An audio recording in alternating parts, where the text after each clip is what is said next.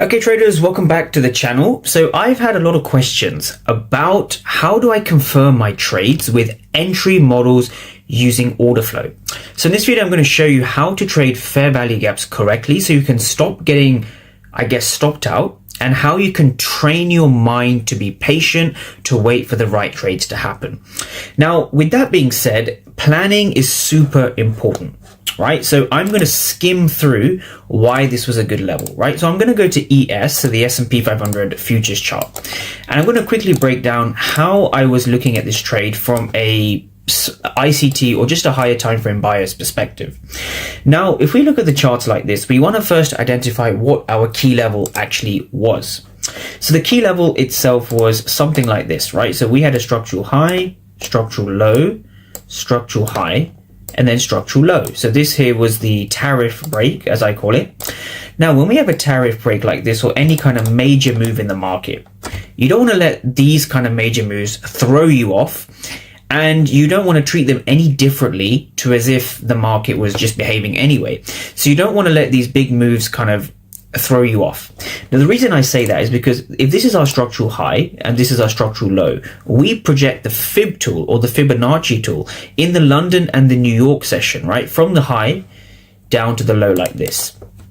And so what we're looking at now is two specific regions.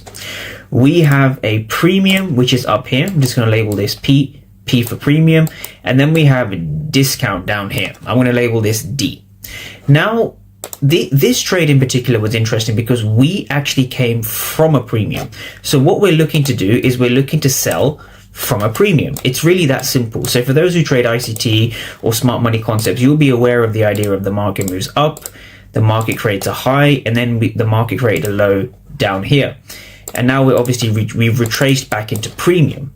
So what's going on here from a smart money concepts perspective is we have a structural high and structural low. We're looking to sell in this premium, right? That's all we're doing. That is the logic here. That is about 90% of the work or 80% of the work. Now, once you've done that, we want to kind of analyze what was going on. And so the way that I like to do this is I like to look at previous levels that have given us reactions, right? So I do this via the order flow, and I'm going to break down what I mean by that. Now, when we have our key levels, we have our key levels marked out over here. So I had one key level from the 2nd of October, 2025, 2nd of October, right? So this was a key level that I was watching in the markets, right? So we had several reactions from this market. So I have made separate videos on why this was a key level. So we had a nice short from here. We had a nice kind of long from here. We had demand holding here. So in this particular case, we had demand holding, right? We had buyers in control, right? Demand holding, buyers in control. Same with here, buyers in control. And then of course we break through the level. Now, what's important to understand with this level is that it's a key level in the markets. And I love using these types of key levels that have given us reactions in the past. This is what I want traders to understand now. I want all of you to understand that if a level has given you a reaction in the past, it will give you a reaction in the future, or there's a high likelihood. And that is how this trade today was taken, right? So this level started, or this level was formed on the 2nd of October. My first trade on it was the 2nd of October. So what it's showing you and what I want traders to understand is that at this level, there were a lot of basically passive buyers that then flipped to passive sellers. And then on Wednesday, the 15th, we had passive sellers as well. So these big sell-offs will come at areas where the market is passively selling off, right? So when you have a buy trade, the market is obviously passively buying. So that's what we had over here. So just to give traders a bit more context, what's going on here is quite interesting. So I'm just going to replay price. And I get a question of how do I actually validate my trades, right? How do I validate my trades with order flow? So I'm just going to quickly go to the Discord and break down my exit. So sorry, my entry and my exit. So this was the trade I took. This was around 10 past 4 in the UK or 10 past 11 EST. This was my executions around 10 past 11 Eastern. Went in with about 12 contracts in MES. Risk just above the zone, and I'm going to go through that zone, why the zone was so good for selling. So risking about 390 to make just over 1k. So I was really happy with that trade. Probably the best trade of the month, best short of the trade, best short trade of the month in my opinion. So we want to kind of understand what was going on here. So questions I get, right? I'm gonna tackle two questions that I've got from students or just people that I speak to. The two questions are as follows. The first question is, how do you stack confluences to your advantage, right? So I believe trading is a game. Once you accept that order flow is how you trade key levels, you want to stack confluences. So you want to stack confluences, right? You want to have things in your favor that is telling you to short. So that's the first thing we're going to look for, stacking confluences. The second thing I want traders to understand is this idea of being patient at your levels. And so I've got a question about this as well. How do you stay patient at your levels? Very good question. I'm going to look to tackle both questions. So let me start by stacking confluences, right? So why was the market screaming short today? So just zoom out a little bit, right? Traders, I think they're too zoomed into the 1 minute, the 5 minute, the 3 minute, the SMTs, the breaker blocks. You're too zoomed into a pattern, or you're too zoomed into candles, and you're not truly understanding where you are in the markets, right? Let's zoom all the way out to the 4-hour time frame.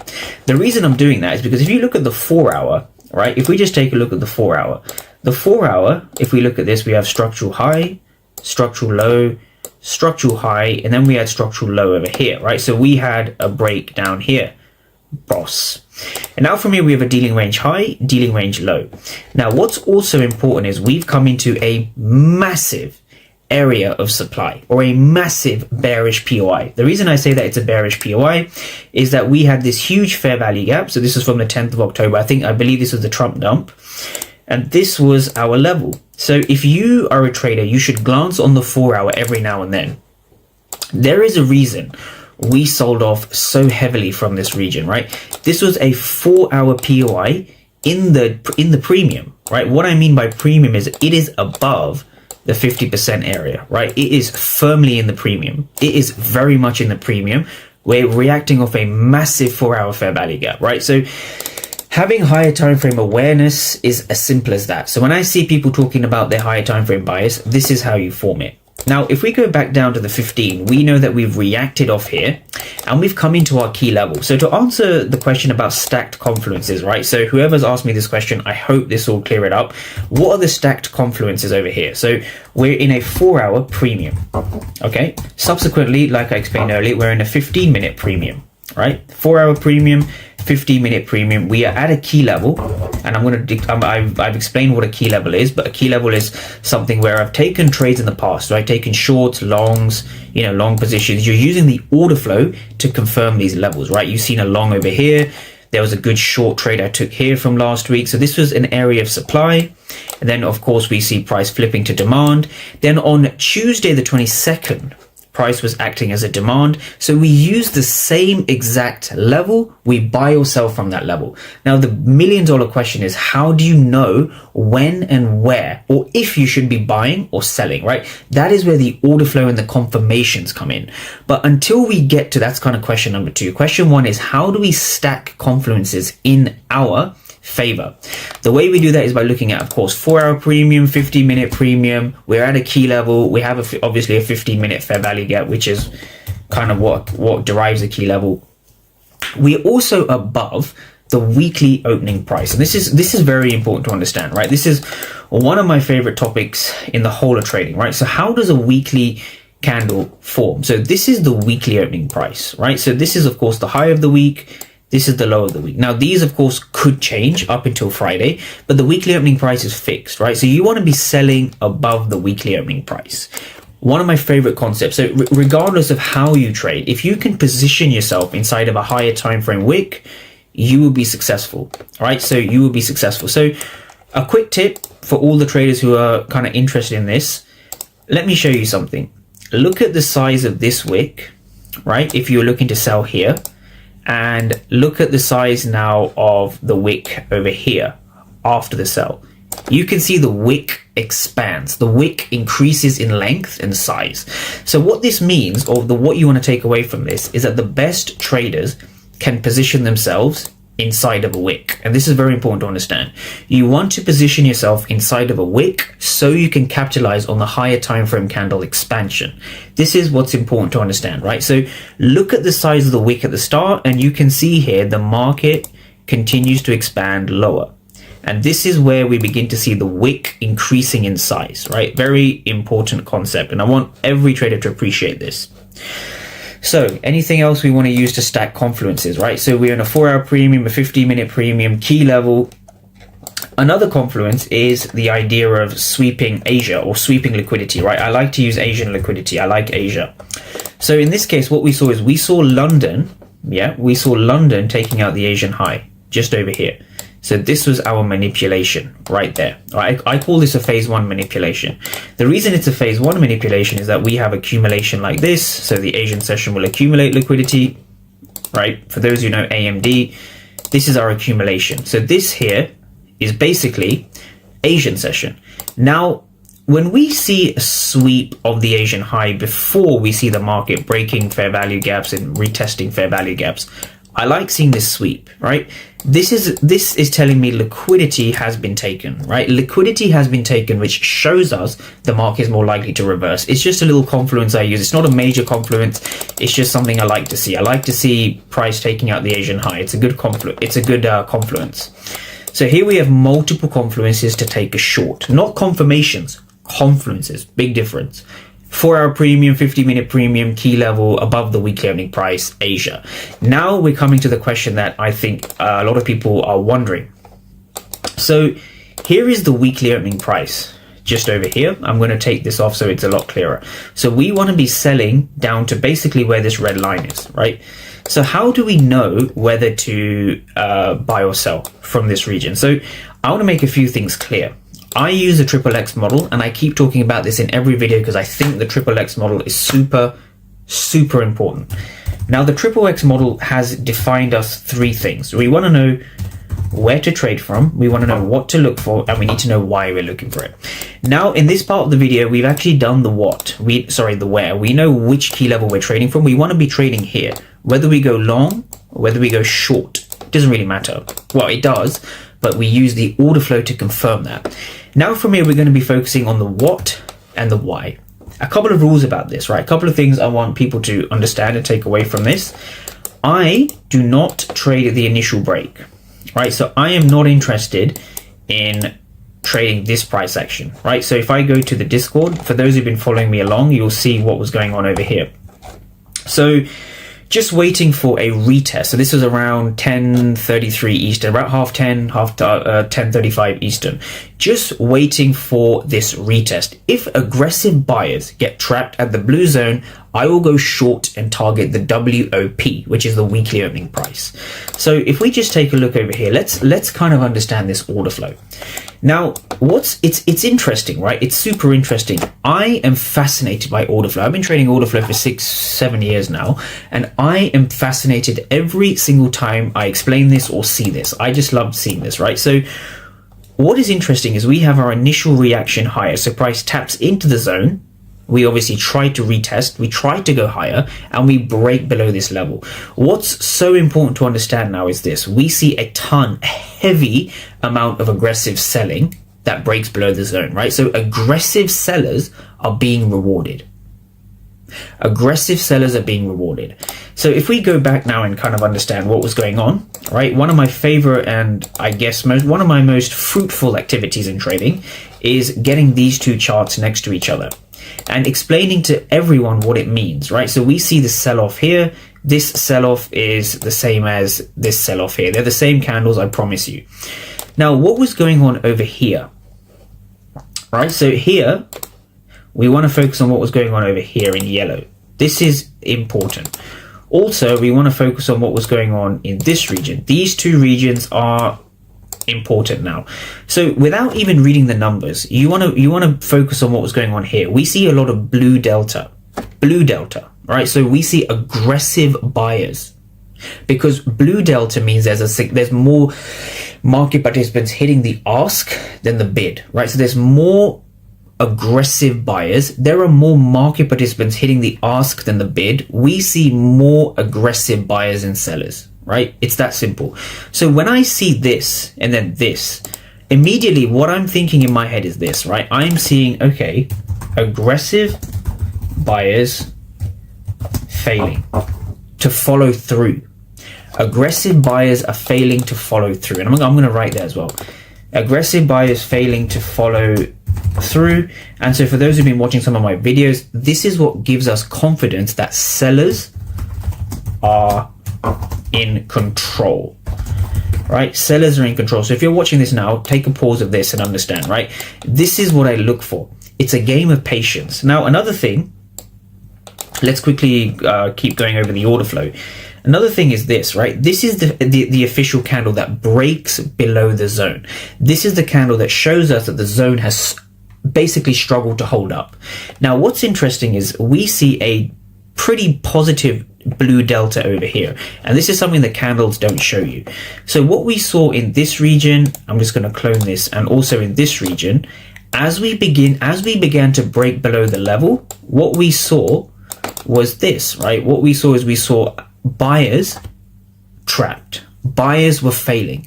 Buyers were absorbed, which means passive sellers were in control of the price, right? Aggressive buyers were present, but the aggressive buyers could not break above the level, right? We saw a pretty heavy flush to the downside. When you see a flush to the downside with buyers, it shows you the aggressive buyers have not been rewarded. They have been absorbed or they've been trapped by sellers, passive sellers. Passive sellers are driving the market down. So when I come to this level, I'm beginning to see sellers have taken control of this level.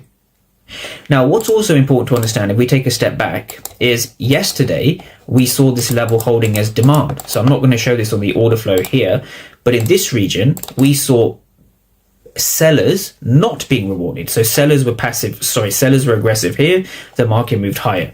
This means that buyers were in control of the price. But here, if we go to today's price action on the 1 minute, we see quite the opposite. We see a heavy flush to the downside. Aggressive buyers present, they're failing to follow through. Sellers are in control as the market moves down. And again, we know sellers are in control because of the order flow. Okay, because of this. Now, this is where it gets very interesting. So take a note of this. So we broke below this. So we tapped into the zone at 24 past. We break below the zone at 27 past. So let's just say at 25 past, if we round it. At 25 past or 30 past or 10 or half 10 Eastern, we're beginning to activate interest into this zone. So the question now becomes, how patient are you to wait for price to come to this zone, right? We're not looking to trade here, right? We're not looking to trade here or down here. We're not looking to do any of this. I want to see how order flow reacts at my key level. So if I don't get to my key level, I'm not interested. Okay, so I trade from one key level to the next. So in this case, what we had is we had a 15-minute fair value gap here, right? So this was essentially a 15-minute, the candle before the fair value gap. This is where I look to target. So all we're doing as traders is we're positioning ourselves on the right side of the market. So basically, all we're doing is this.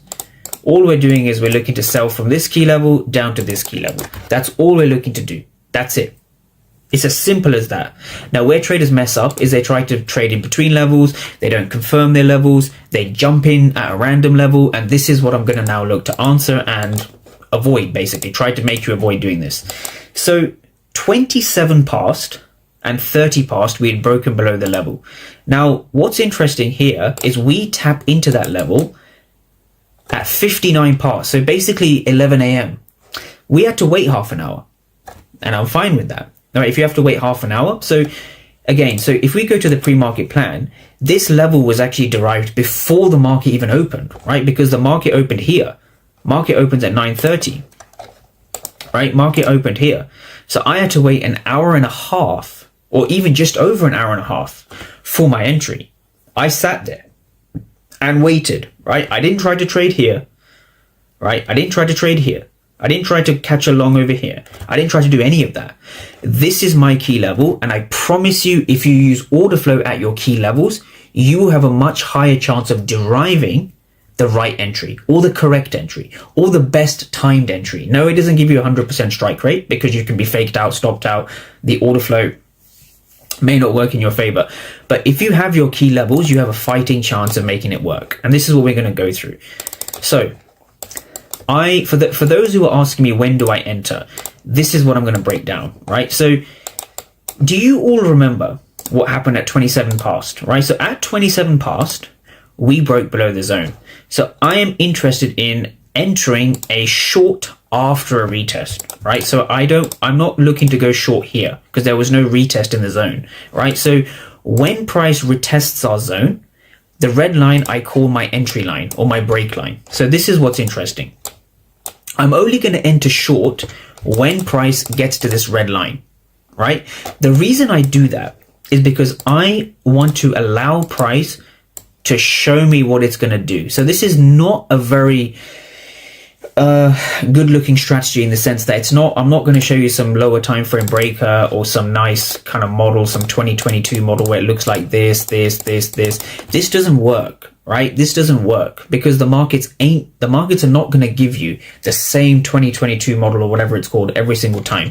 You're better off defining your key levels and then watching price action at those key levels. And this is what I mean by watching price action. So first of all, I've got my break line, which is here, right? So I'm going to even confirm that with the entry I took. So the entry I took was from the, where are we going now? Here we are. So the entry I took was at 67.56. So it was slightly below this zone, and that corresponds to the break line. So 67.56. 67.56. There you go. 67.56. So I want to enter here. So for those who are asking me, how do I stay patient at the level? This is how I do it, right? I'm not going to enter at the level. I'm not going to try and enter here. I'm going to try and enter here, right? After I see a break and a retest, right? So what do I mean by break and retest? This is what I mean, right? I mean break and then retest, and I let the market do its retest, and I will enter here below the initial break. Very important distinction. So I think that could clear up a lot of confusion as well. But from here, we just wait. So for example, here we go, there we go, there we go, there we go. So in this position here, I want to see what was going on. So for those who have an astute eye, I don't like to talk about wicks and bodies so much, but if you take a look at what was going on at this key level, let's have a key level masterclass. So this was your key level in blue. Entry at 67.56, stops above 62, so that's about a 6-7 point reward and a target about 2.7 R. So really good trade. Now there's a distinction I want every trader to make, right? So when price comes into your levels, you are not going to look for a breaker structure or a fair value gap entry. I know some people, they look for breakers. They look for flip zone. They look for like I fair value gap. They start doing all this stuff over here. They start taking longs here, for example. They start doing all sorts of stuff. I have my level determined pre-market. So I am interested in shorting based off what price action does inside of the level. I'm not interested in longing or shorting based off what an ICT pattern does. And this is a big distinction. So what we can see is we enter the zone. We see a lot of blue delta. We see a ton of buyers over here. A ton of buyers over here. Now look at the top, just above the zone, right? Even inside the zone. What's interesting is we barely break above the zone. So I'm not advocating you use wicks, but I want you to understand what was going on inside of the wicks so you have a fighting chance of getting on the right side of this zone. So it's not about getting on the right side of the market. It's about getting on the right side of the zone. So once you have a zone, so that's where in the triple X, then you need to know what to look for, which is this. This is what you're looking for. So what we can see, I'm going to read the numbers out. 114 for 282. You know, we see a lot of aggressive buyers. A lot of aggressive buyers, right? A lot of aggressive buyers. Yes, there's an aggressive seller over here. But what's interesting with the aggressive seller is we're followed by a break to the downside. And then we're followed by 50 for 146. That's roughly a 3x, just over there. So in this zone, we had a massive amount of aggressive buyers, right? There were more aggressive buyers in this zone, and there were a lot of aggressive buyers just above. But we break below the level. We had one candle retest, And this here was the confirmation. So I'm going to break it down. So I'm just watching the candles, right? But I'm watching the order flow make the candles, not watching the candles and then trying to use order flow. No. I'm watching the order flow at this point. So I know I'm entering here, right? So a couple of things I look at. I do not look at the shape of a candle. I want to see a break above or a break below the zone. We barely had a break above. What also put me off from buying was the fact that we had finished auctions. So we had 0, 0, 0, 0, 0. We had a ton of zeros, which means that there were only aggressive buyers on the right hand side, the ask. There were aggressive buyers, aggressively buying, aggressively buying. We had about 6 of them, no 7 of them, no 8 of them. 1, 2, 3, 4, 5, 6, 7, 8. 8 finished auctions, which means buyers were aggressive at the top of the candle and we kept breaking lower here, retest here and here. And that was my entry. My entry came at the break line. So this zone, who was aggressive? Buyers. Who was rewarded? Well, technically sellers, because we broke below the level. So who was trapped? Buyers. Who was absorbed? Buyers. Who was in the most pain? Buyers. Who is in control of the market? Sellers. It's that simple. So once I see that, I get interested in looking to enter after we break below the zone, right? So this would be my entry right here. So we're waiting for it there. As soon as I saw that, I'm comfortable to put my stop loss here because there's a ton of zeros here. Don't forget, lots of zeros, which means the market's less likely to visit there. And once I have that entry, I was looking to target basically the low from down here. So about a 2 point, yeah, there you go. There we go. There we go. That was the execution. And that was the trade, right? That was the entire trade. So risked about 390 to make 1065. And the trade itself lasted about 15 minutes. So if you like that video, give it a like, give it a thumbs up, and I hope it helped, and I hope I answered some questions.